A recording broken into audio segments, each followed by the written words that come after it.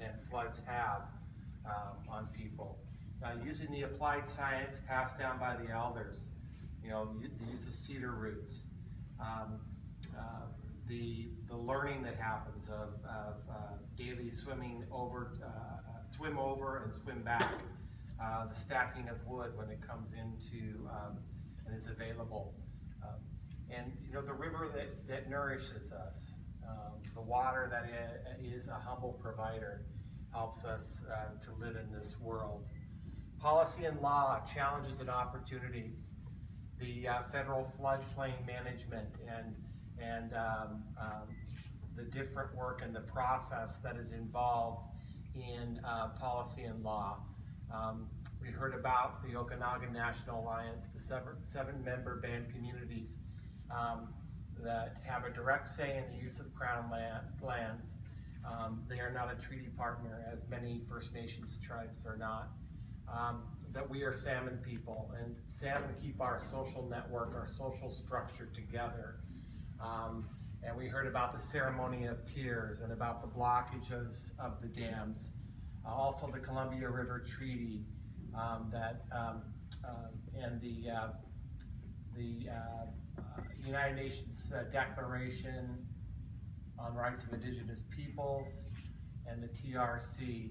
So the Indigenous rights of peoples, the full ratification by Canada, the TRC, institutional support to make changes, and when it comes to the Columbia River Treaty, what is the meaningful economic benefit that it can provide people? We heard lessons learned. Let's draw from the extensive international experience, those 263 rivers of the world that can inform us in a way forward. The good, the bad, and the ugly. The flood risk management is a benefit, and the policy changes that would benefit are, who are we going to call when there's an issue, and what really is the definition of flood level? What is really the clear definition of it? An existing capacity, what is it? The benefits of including First Nations in policy and law. What are the benefits and how can we make that connection? The Kenai River Habitat Restoration Program, a tribal approach to large-scale ecosystem-based river restoration. Sturgeon are vital to the Karaksa Nation, pardon the pronunciation. It was listed as an endangered species in 1996. We heard about the tribal restoration initiatives, conservation strategy. We know that there are limiting factors and that species are complex and amazing at the same time. And so how do we understand them and help them? How do we connect people to the river? And we heard about the Kootenai Declaration of War on the United States, that it helped raise awareness of the issues of the people. And then we heard also the Libby Dam becoming operational and what that has done to the people. Agriculture in the floodplain, opportunities for collaboration.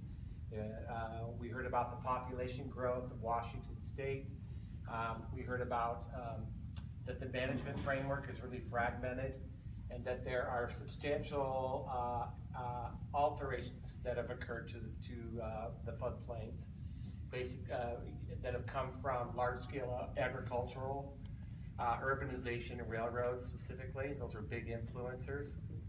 We heard about the different acts, the Donation Claim Act, the Homestead Act, and then there was an earlier act in the 19th century, or a lot earlier 20th century that I didn't get. Principle for development and design of integrated floodplain restoration.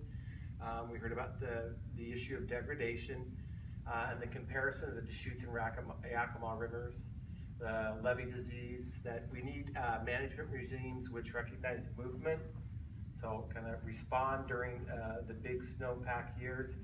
What impacts of altered processes are distributed across large areas of time scales.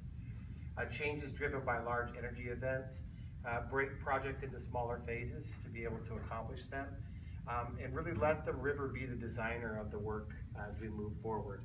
And then lastly, there were several overview of key issues from the workshop and recommendations from the October conference. Here were the ones that I heard, that we need to continue to develop a shared understanding of the work. We need to make a serious pitch for active adaptive management. We need to encourage participation at the October conference by people that are under 40. Question, what are the tools for collaboration? How can we use them? We need to develop tools for community education and outreach, climate vulnerability studies, and how to integrate plans. The session on robust funding mechanisms for floodplain restoration, and outreach to local governments about floodplain policy. A session on exploring in-states and then working backwards from there. Review the Columbia River Treaty, specifically as it relates to the flood risk policy, and how to integrate work at watershed levels into the bigger basin work that we're doing. Moving away from quote shoring up unquote to identifying those high impact projects that we can focus our energy on, and not to forget the wetlands in that work. Identify data gaps to support rural communities, a comprehensive flood risk review, connecting issues of interior floodplains to the coastal wetlands, or the kind of where the ocean comes in. You were talking a little about the estuaries, or just where those two connect. What are the things that help connect them? Regarding floodplains, changing ordinances and policies and procedures at the local level. So helping people at the local level make that simple. What is the value of floodplains and the cost of development on floodplains? I think that those were the things that I heard. And then a pull from the tribal memory of the floodplains. So how do we keep our memory while balancing the work of moving to the future? Those are a few things stand, I think.